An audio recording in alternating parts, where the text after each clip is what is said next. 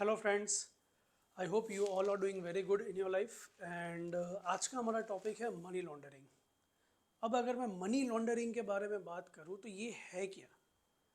ये टर्म का मतलब क्या होता है? मनी लॉन्ड्रिंग बहुत बेसिक सा टर्म है ये। फॉर इंस्टेंस अगर देखने जाओ तो मनी, तो यहाँ पे ये जो मनी है ना उसको हम काउंट करते हैं एज अ डर्टी मनी।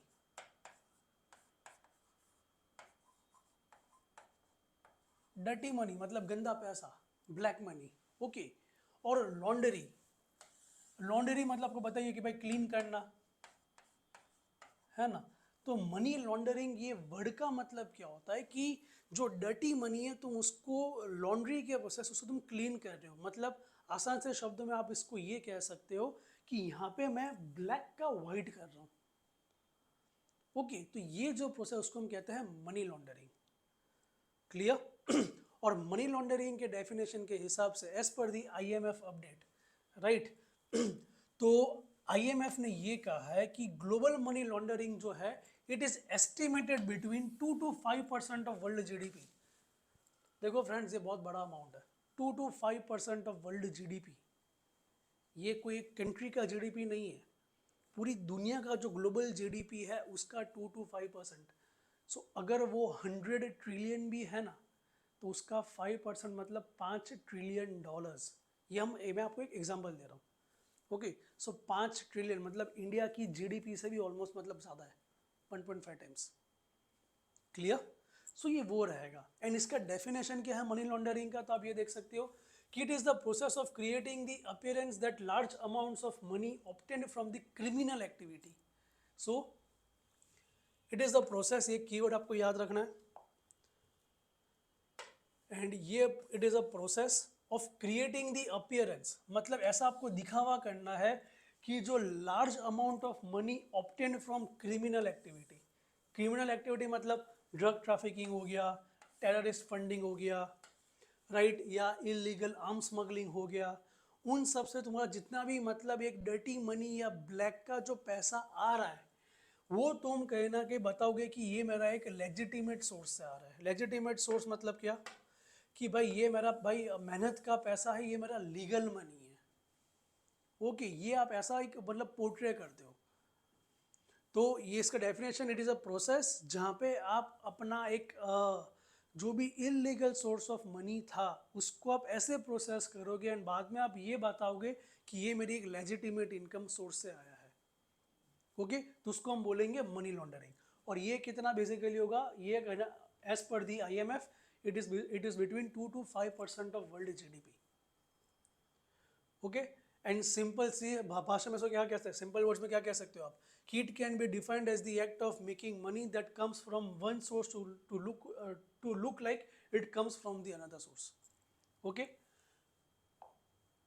बाद में देखने जाओ इसका हिस्ट्री ये होगा कि मनी लॉन्ड्रिंग जो था ना वो कहीं ना कहीं ओरिजिनेट हुआ था from the US mafia group. Mafia group मतलब वहाँ पर जितने भी मतलब अंडरवर्ल्ड्स थे, ओके, कि मतलब क्रिमिनल्स या गैंग्स थी, वो लोग बेसिकली यहाँ पे यही करते थे।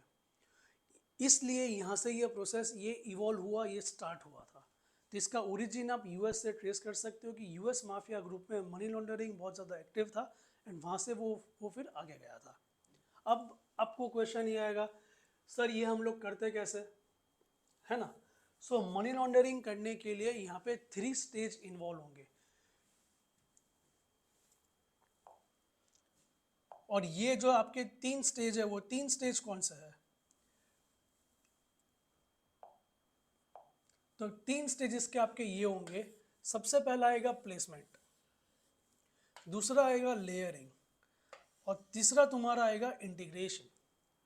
सो प्लेसमेंट, लेयरिंग, इंटीग्रेशन, इन सब का मतलब क्या होता है? अब मैं देखो ये 3 स्टेज में होगा। तो पहला स्टेज क्या है? प्लेसमेंट। प्लेसमेंट का मतलब सिंपल से वे में आप ये देख सकते हो कि आपने जितना भी ब्लैक का पैसा कमाया है, इलीगल मनी आपने कमाया है from drug trafficking, corruption, human trafficking, arm smuggling, terror financing, okay, तो ऐसा आपने जितना भी आपने पैसा कमाया है उसको अब आप एक जगह एक साथ प्लेस करोगे, मतलब उसको आप अपने फाइनेंशियल सिस्टम में लेके आओगे। फाइनेंशियल सिस्टम में मतलब जो पैसा पहले इकोनॉमी में नहीं घूम रहा था उसको अभी आप इकोनॉमी के अंदर घुमाना चालू करोगे। ओके, तो मतलब यहाँ पे जो पैसा मेरा बाहर था उसको मैं अभी सिस्टम के अंदर रख रहा हूँ, तो उसको हम कहेंगे प्लेसमेंट। देखो, this stage involves placing the illegal obtained funds into the financial system. समझ आया? Illegal obtained funds into the financial system, right. और टिपिकली ये कैसे होगा? By depositing cash into the bank accounts और परचेजिंग असेट्स, या real estate में arts, valuable गोल्ड्स, कुछ भी।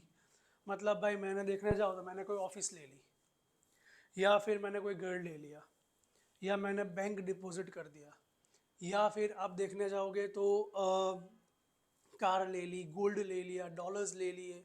तो ऐसे में कहीं ना कहीं यहाँ पे परचेस करूँगा तो उसको हम बोलेंगे प्लेसमेंट, कि मैं मनी को एक फाइनेंशियल सिस्टम में लेके आ रहा हूँ।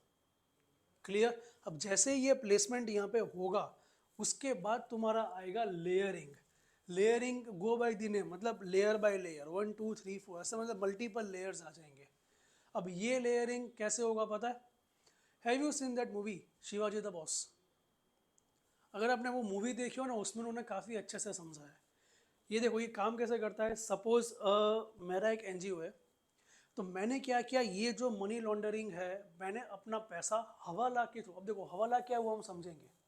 क्लियर? अब अज्यूम करो कि मैंने ये मेरे पास 100 करोड़ थे, तो मैंने ये 100 करोड़ रुपए यूएस में हवाला के थ्रू पैसे वहाँ पे भिजवा दिए कैश में। अब मैं क्या करूँगा, मैं वहाँ जाके मेरा जो 100 करोड़ है, तो सपोज मैंने अपने 100 दोस्तों को बुला लिया, फ्रेंड्स एंड फैमिली वाले को, 100 लोगों को बुलाया। अब मैंने हर एक को मैंने दे दिया 1 1 करोड़। तो यहाँ पे मैंने 100 करोड़ को ब्रेक कर दिया इंटू 100 पार्ट्स। और मैंने बाद में उनको ये बोला कि अब तुम सपोज ये 1 करोड़ जो तुमको मिला है, तुम उसको अपने 100 फ्रेंड्स या रिलेटिव्स को दे दो in the form of 1 1 lakh rupees. तो ये वही था कि ये 100 करोड़ था, उसको मैंने 100 पार्ट्स में ब्रेक किया इन 1 1 CR। क्लियर? और ये एक CR को भी मैंने 100 पार्ट्स में ब्रेक किया in the form of 1 1 lakh. समझ आ रहा है? इनको अब सपोज मैंने उनको बोल दिया कि आप अपने 100 फ्रेंड्स को दे देना 1 1 लाख रुपए। अब मैं उनको ये बोलूँगा, अब उनको बोलो कि ये जो 1 1 लाख रुपीज़ है वो आप in the form of donation, मेरा एक एनजीओ चलता है इंडिया में, उसमें आप डिपॉजिट करवाओ। क्लियर? और सपोज अब बट ऑब्वियस है कि किसी के 100 फ्रेंड्स एक पर्टिकुलर डिस्ट्रिक्ट या एक पर्टिकुलर कंट्री में नहीं होंगे। कुछ मतलब यूएसए में होंगे, कुछ कनाडा में होंगे, कुछ लंदन में होंगे, कुछ साउथ अफ्रीका में होंगे, कुछ ऑस्ट्रेलिया में होंगे, कुछ चाइना, रशिया, तो ऐसे सब वो फैले हुए होंगे। अब अगर ये, तो इसको हम बोलेंगे लेयरिंग। सो पता ही नहीं चल रहा है कि पैसा कहाँ से कहाँ आ रहा है। सो लेयरिंग का मतलब ही ये कि once the funds are placed in the financial system, the launderer, मतलब जो मतलब पैसा घुमा रहा है, the launderer will attempt to create a complex series of transactions. That is the keyword. कि वो ऐसे यहाँ पे कॉम्प्लेक्सिटी मतलब क्रिएट कर देगा, जाके उसको ट्रेस करना मतलब बहुत ज़्यादा इम्पॉसिबल ही बन जाता है। यू डोंट नो ये पैसा कहाँ से आ रहा है, इसको बोलेंगे layering. Okay, and movements to offshore the true source of the funds. This में involve transferring the funds between different accounts. देखो ये clear? Purchasing and selling of various assets using financial instruments such as derivatives, options to create layers of complex। मतलब मैं यहाँ पे कुछ भी करूँगा, मल्टीपल अकाउंट से ट्रांसफर कराऊंगा, ले रहा हूँ कुछ भी, ले रहा हूँ कुछ भी, परचेस कर रहा हूँ कुछ भी, बेच रहा हूँ, ले रहा हूँ छोड़ रहा हूँ, ले रहा हूँ बेच रहा हूँ, मतलब I am buying and selling, buying and selling, ये वही चल रहा है। ओके, तो उसको हम बोलेंगे लेयरिंग। तो मतलब तो पहला स्टेप क्या है कि आप पहले अपना जो भी ब्लैक का पैसा था उसको आप फाइनेंशियल सिस्टम में डालते हो। फाइनेंशियल सिस्टम में डालने के बाद अब यहाँ पे आप जाओगे लेयरिंग के अंदर। लेयरिंग में मतलब आप एक कॉम्प्लेक्स चेन या सीरीज क्रिएट कर दोगे जहाँ पे उसका मूवमेंट ट्रेस करना बहुत ज़्यादा इम्पॉसिबल हो जाता है।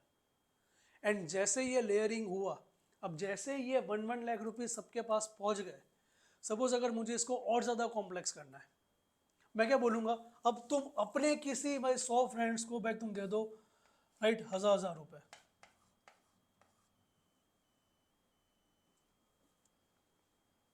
ओके, तो मैंने देखो 100 करोड़ को 1 करोड़ में ब्रेक किया, 1 करोड़ को 1 लाख में ब्रेक किया, 1 लाख को मैंने 10,000 में, सॉरी मैं 1000 में ब्रेक किया।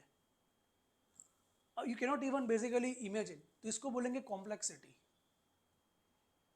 क्लियर? तो ये हुआ। अब लास्ट स्टेज तुम्हारा क्या आएगा? इंटीग्रेशन। इंटीग्रेशन मतलब क्या कि सबको भाई मिला के एक बार। तो जैसे इन सबके पास पैसा पहुंचेगा, बाद में मैं इनको बोलूंगा कि मेरा ये एनजीओ है, तुम वहां पे ये सारा पैसा ट्रांसफर करो। तो सब लोग मुझे अब ट्रांसफर मारेंगे एनजीओ में in the form of donation. तो फाइनेंशियल ट्रांजैक्शन में क्या दिख रहा है कि भाई किसी ने 1000 रुपये डोनेट किया है। ओके, बट ऐसे अगर कितने लोगों ने डोनेट किया, अब वो देखना है आपको। जैसे हजारों लोग डोनेट करेंगे तो इन दी एंड मेरा ये जो डोनेशन का अमाउंट आएगा वो टोटल कितना होगा? It will be equal to 100 crore. समझ आ रहा है फ्रेंड्स? तो ये होता है मनी लॉन्ड्रिंग के अंदर। और यहाँ पे मैंने बता दिया कि ये मेरा बेसिकली ये मेरा white source of white source of income है एंड ये मेरा डोनेशन है। क्लियर? तो ये है आपका पूरा प्रोसेस ऑफ मनी लॉन्ड्रिंग कि ये चलता कैसे है। सबसे पहले होगा प्लेसमेंट, दूसरा आपका होगा यहाँ पे लेयरिंग, तीसरा होगा इंटीग्रेशन की पहले आप जो भी आपका फंड है उसको आप एक साथ एक फाइनेंशियल सिस्टम में डाल रहे हो, बाद में आप उसका लेयरिंग कर रहे हो, मल्टीपल लेयर कर रहे हो, एंड लेयरिंग करने के बाद उसको फिर से आप इंटीग्रेट कर रहे हो। क्लियर? सो फ्रेंड्स, अब आपको क्लियर है कि what do you mean by money laundering और ये चीज़ होती कैसे है वो। क्लियर? चलो अब देखते हैं कि ये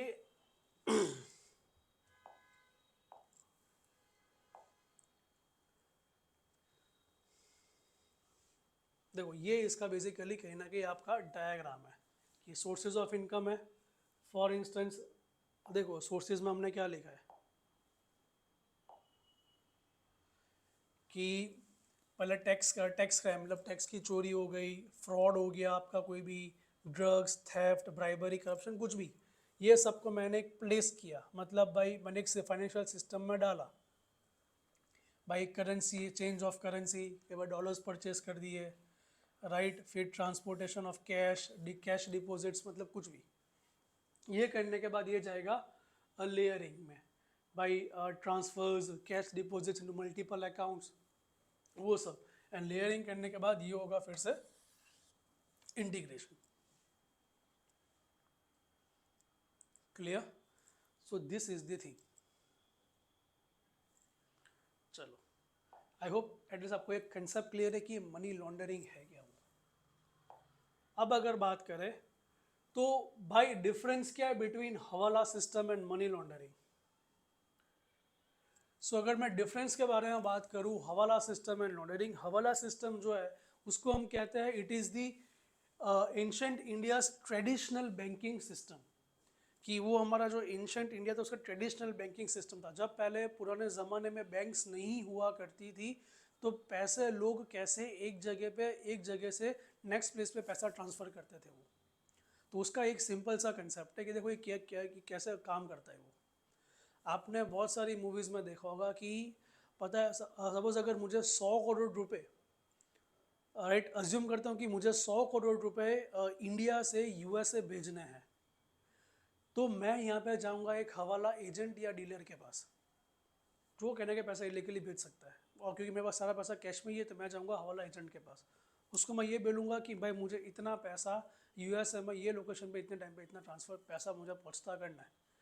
तो वो बोलेगा कि हाँ भाई पॉसिबल है, हो जाएगा, प्लस बट मेरा इतना कमीशन लगेगा। तो सपोज उसने बोल दिया कि 100 करोड़ के हिसाब से मुझे मेरा 10% कमीशन चाहिए। ओके, तो उसको मैं 110 करोड़ रुपए in the form of cash उसको पैसा उसके वहाँ जमा कर दूंगा। 100 करोड़ जो मुझे वहाँ पे बेचने प्लस 10 करोड़ उसका फीस या जो भी उसका था वो। तो और जब भी मैं उसको पैसा दूंगा ना तब मैं उसको एक अपना सिक्योरिटी कोड दूंगा। सिक्योरिटी कोड चाहे कुछ भी हो सकता है। ओके, इट इज मतलब वो कोई सॉन्ग की एक लाइन हो सकती है, कोई पैराफ्रेजिंग हो सकता है, कोई पिन नंबर हो सकता है, मतलब कुछ भी एक कोड हो सकता है। फॉर एग्जाम्पल बोलता खुल जा सिम सिम, ये कोड वर्ड हो गया। ओके, तो ऐसा मैं उसको एक कोड वर्ड दूंगा फ्रॉम माई साइड, प्लस जैसे उसको हवाला एजेंट को पैसा मिलेगा तब वो हवाला एजेंट भी मुझे एक उसका एक सिक्योरिटी कोड देगा। सो आप देखने जाओ तो कहना इसे मेरे पास यहाँ पे 2 सिक्योरिटी कोड है।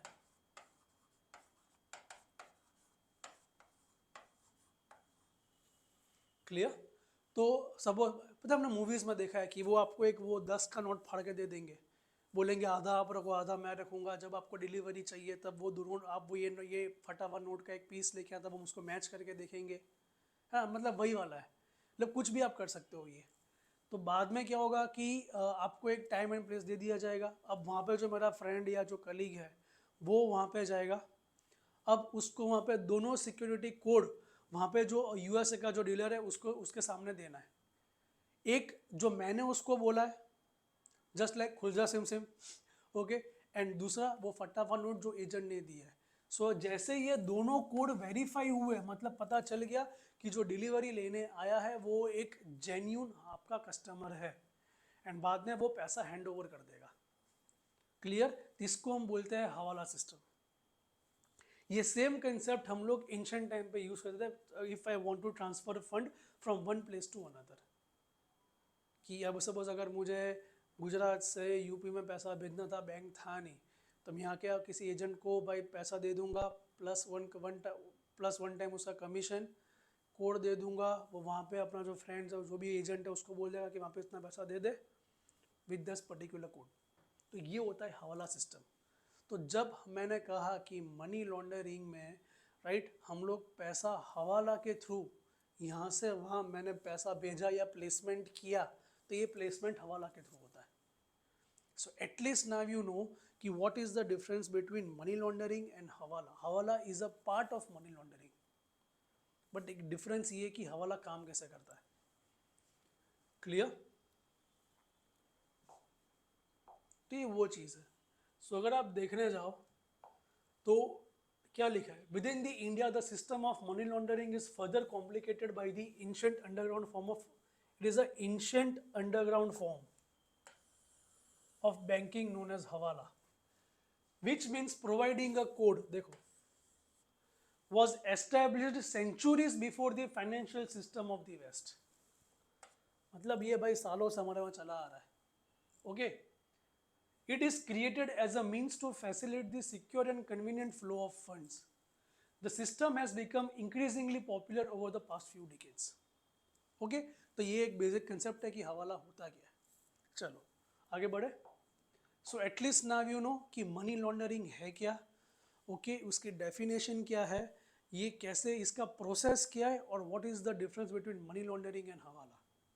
चलो now let's come towards the last part of this particular video, और वो हमारा आता है इम्पैक्ट्स ऑफ मनी लॉन्ड्रिंग, कि what can be the impacts of money laundering. वो सो अगर मैं इम्पैक्ट्स के बारे में बात करूँ तो देखो बहुत सिंपल सा कंसेप्ट है यार, कि अगर मैं पैसा या टैक्स की चोरी कर रहा हूँ तो इसके क्या क्या कॉन्सिक्वेंसेस होंगे हमारी इकोनॉमी पे।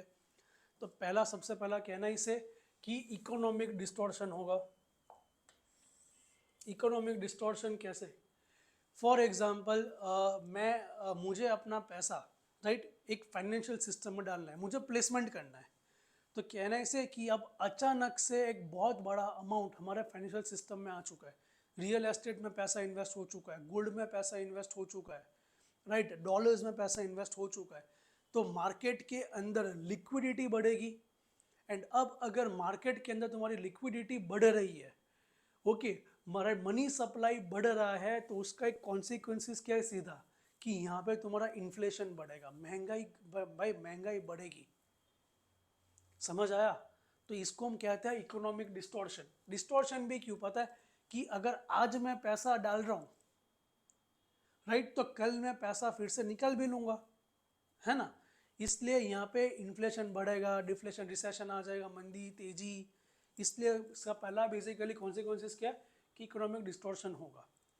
दूसरा आप कह सकते हो कि loss of tax revenue. Yes, government की इनकम का है, गवर्नमेंट का सोर्स ऑफ इनकम क्या है, कि हम जो भी टैक्स पे करता है वही गवर्नमेंट का सोर्स ऑफ इनकम होता है।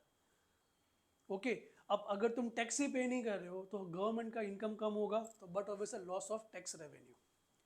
बाद में आएगा करप्शन एंड ऑर्गेनाइज क्राइम बढ़ेगा। ऑर्गेनाइज क्राइम मतलब क्या, ये जो लोकल गैंग्स या अंडरवर्ल्ड या माफियाज होते हैं, ओके, इन सबका यहाँ पे बढ़ावा, इन सबको बढ़ावा मिलेगा अगर मनी लॉन्ड्रिंग बढ़ रहा है तो।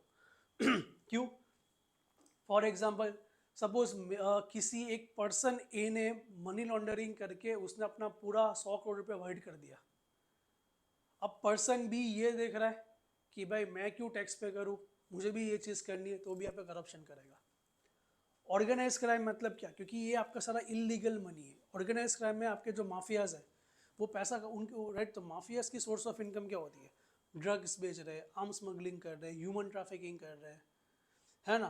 तो अब इन सबको भी यहाँ पे बढ़ावा मिलेगा अगर मनी लॉन्ड्रिंग बढ़ा है तो। क्लियर। तीसरा क्या है, आप ये बोल सकते हो कि सिक्योरिटी रिस्क है। यस, सिक्योरिटी रिस्क बहुत ज़्यादा है, क्योंकि यहाँ पे तुम पैसा यहाँ से वहाँ भेज रहे हो, अब वो पैसे का तुम यूज़ कैसे करोगे।